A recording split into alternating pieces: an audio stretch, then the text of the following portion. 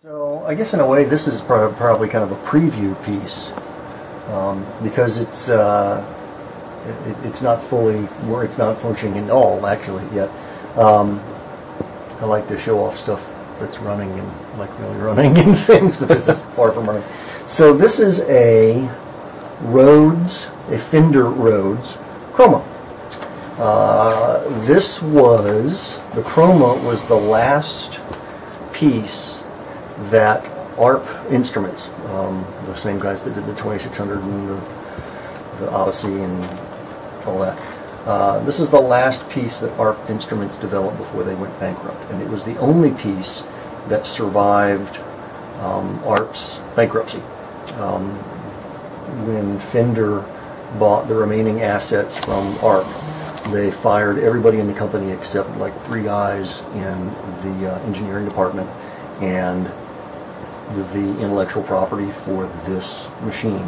So while it's called a Fender Rhodes Chroma, this is actually, by design, it's an ARP Chroma. In a lot of the ways, as you start looking through the technical manuals and the owner's manuals and stuff, you can see some very engineering leftovers from the way Alan R. Perlman ran the company. Anyway, this one came to me as a repair. It was described to me as not working, needs a new power supply. And so, following up on orders, I ordered a new switch mode power supply and dropped it in, and it still wasn't working, which I kind of suspected, but I followed my orders. So I then reported back to the owner. I said, okay, well, I did what you said, dropped the power supply in, and now I've given myself permission to look at the rest of the unit, and here's what's happened. Somewhere along the way, a cat peed on it, so there is some corrosion in here, and maybe we can zoom in on that later, but some corrosion in here from where the cat pee dripped down and oxidized things. And the motherboard, as often happened, corroded. The batteries leaked. It used just plain old AA batteries on the motherboard.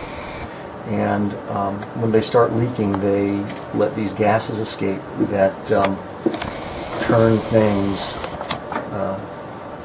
They start growing hair on some of the EEPROMs, and some of the other ones, they just flat out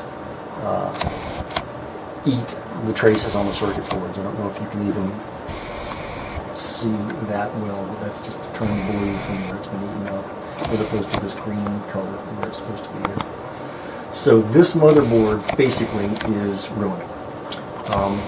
Fortunately, there is a huge, well, not huge, a small but mighty community of Chroma owners and hardware and software guys who are interested in it that have done new replacement bits for some of these things, and they've developed a new motherboard that drops in. I'm actually going to order one.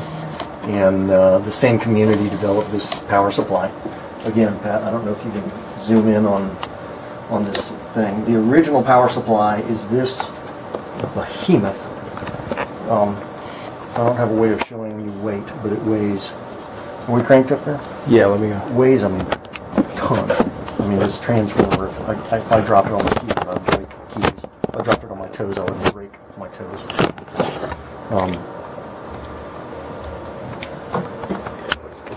Yeah, so this is the original transformer, and to give you an idea of how large that is.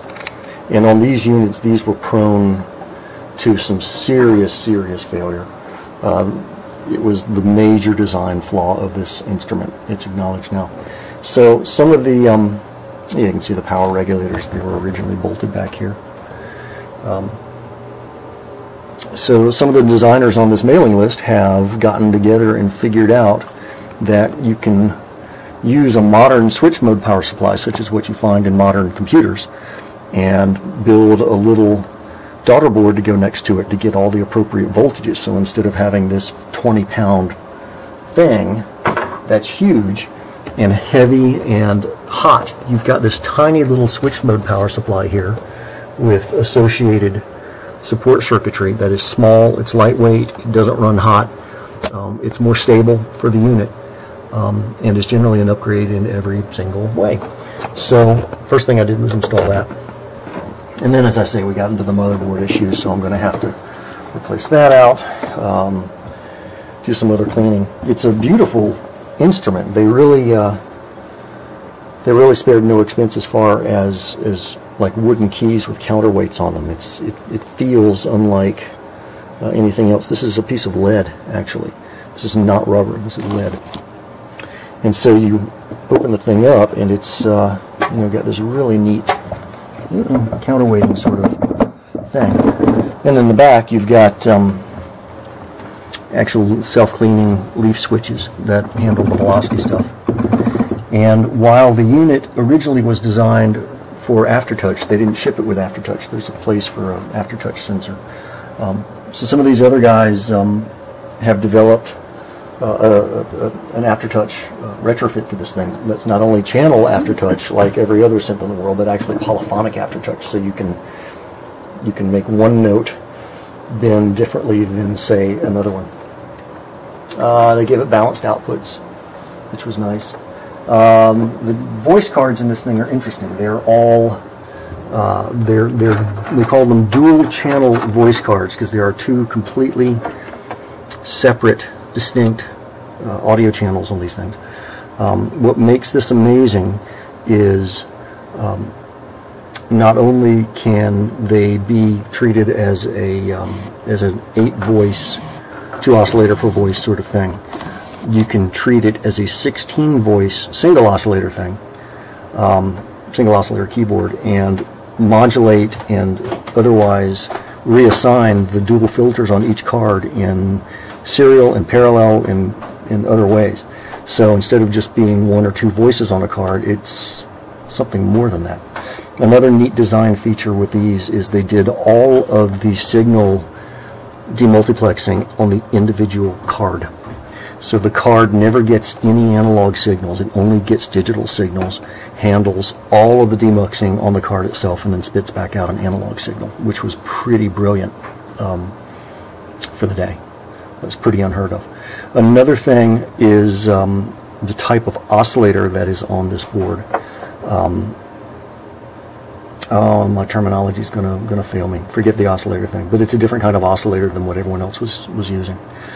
It's using good old 3360s for filters.